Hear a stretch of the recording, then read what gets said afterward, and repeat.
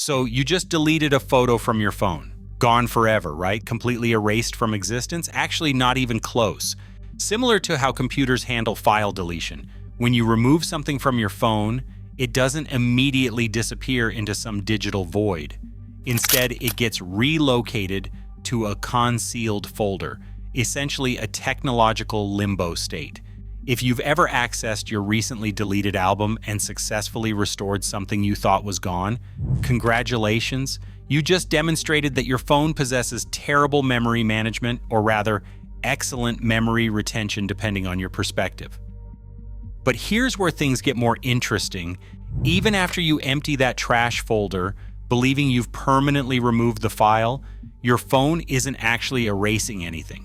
It's simply performing an elaborate act of pretending that file never existed in the first place. The actual file data isn't gone whatsoever. Your phone merely deletes the reference pointing to where that data lives within the storage system. The underlying information itself remains sitting in your storage space, invisible to normal browsing, but not genuinely erased, just patiently waiting until something new comes along to overwrite it. Imagine your phone's storage system functioning like an enormous library book. Every file represents a distinct chapter within that book, and the file system operates as the comprehensive table of contents. When you delete something, you're essentially just removing that chapter's listing from the index at the front, but the actual pages containing that chapter remain completely intact within the book itself.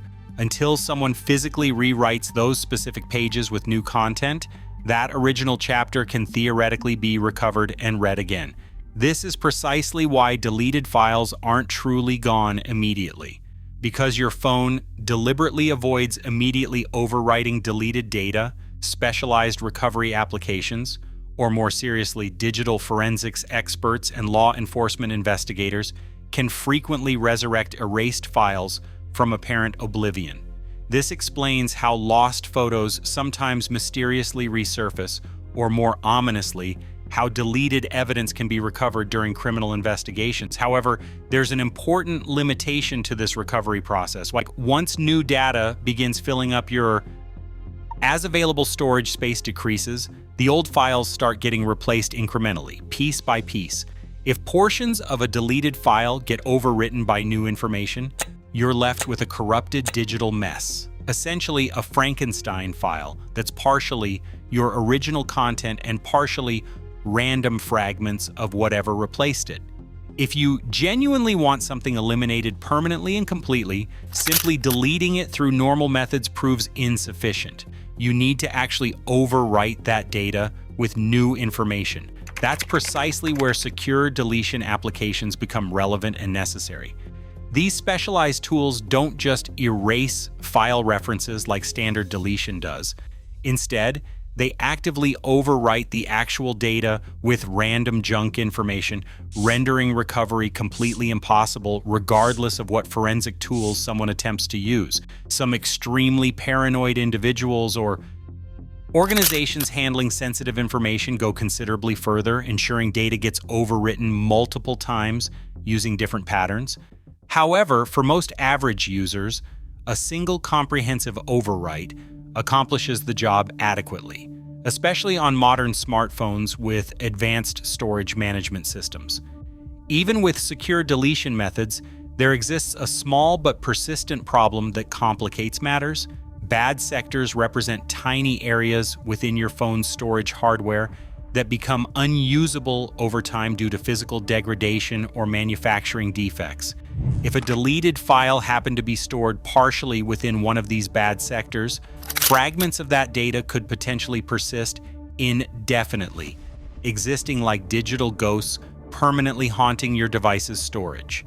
Modern phones attempt to manage bad sectors by marking them as unusable and avoiding them for new data, but they can't necessarily clear what's already trapped there.